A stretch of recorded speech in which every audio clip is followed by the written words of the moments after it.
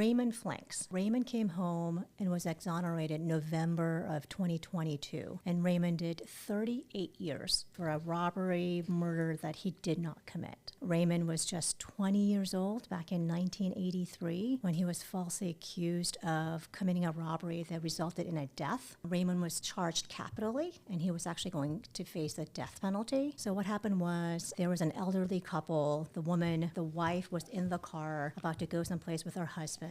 As the husband was coming out of his home, a young black man comes up to the couple, demands the money, and during that interaction ends up killing the husband and drives away in a blue car. The wife calls the police, and they are both elderly in the sense that they're in their 60s, I believe. She calls the police. She provides a description of the perpetrator. A few weeks later, Raymond's arrested on an unrelated incident. He happens to be driving a blue car, and so they put him into a lineup for this potential armed robbery murder, and the wife positively identifies him as the person who killed her husband. And so that's the state's case, right? What happened in his case was that the jury found him guilty, but they refused to sentence him to death. And so he was sentenced to life in prison without the possibility of parole. And so Raymond reached out, and we began to look at his case, and we were able to get our hands on the grand jury transcript. And what we saw was that the wife's testimony at trial was very, very different from what she testified to at the grand jury. Starting with a description of the perpetrator. The man accused, described to be the perpetrator, was a black man. She described the perpetrator as having a white blotch, like a very, very recognizable, something that she saw immediately, a white blotch on his face. When the police was conducting an eyewitness identification procedure with her, she said, "I'm looking for a guy with a white blotch," essentially, right? Because she remembered this from the incident. And when she was looking at Raymond's photo, the detective said, "That's him." And she said, "Give me a flashlight. Let me take a closer look at this guy." And she couldn't see a white blotch. But what she decided was that the photo must not be showing the white blotch, but this must be the guy because the detective's telling me that I have the right person. And so not only did Raymond not match the description of the perpetrator, because there's no white blotches anywhere in Raymond's face, he didn't match the age description.